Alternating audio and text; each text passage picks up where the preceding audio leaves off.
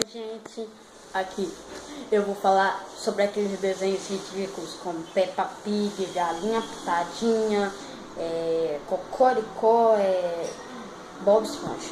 Primeiro, a Peppa Pig, aquilo é uma coisa de retardado, muito retardado. Então, não assista isso, você vai ficar demente. Não sei se você é demente, né? Mas pode ser, pego de alguém, que eu acho que demência pega. Muito retardado na escola. Então nunca assista aquela porra da Peppa Pig. Ah, desculpa, primeiro vídeo assim mesmo. Segundo, aqui do Cocoricó. Gente, Cocoricó é bicho que fala. Primeiro, bicho que não fala. Vai adiantar. Trouxe pelúcia. Cruz credo. Caramba. Pelúcia. Trouxe um sem graça. Já assisti uma vez. E repetir totalmente. Então, uns 8 anos eu me traumatizei com aquela troço da Peppa Pig.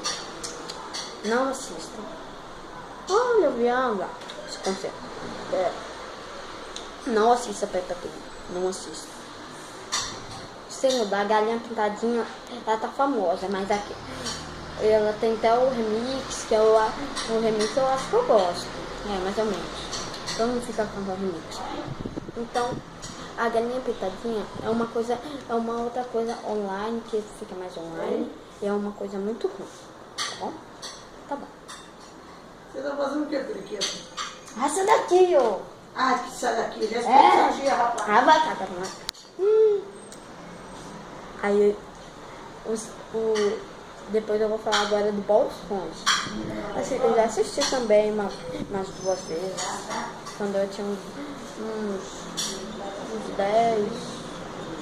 É por aí. Aquele troço é muito idiota, gente. Que é isso? Coisa idiota. Coisa idiota. Fecha a porta. Deixa pra lá. Aquele troço de idiota.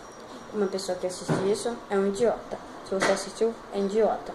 Não vai assistir vídeo não. Pelo menos assiste, comente. Comente. Tchau, gente.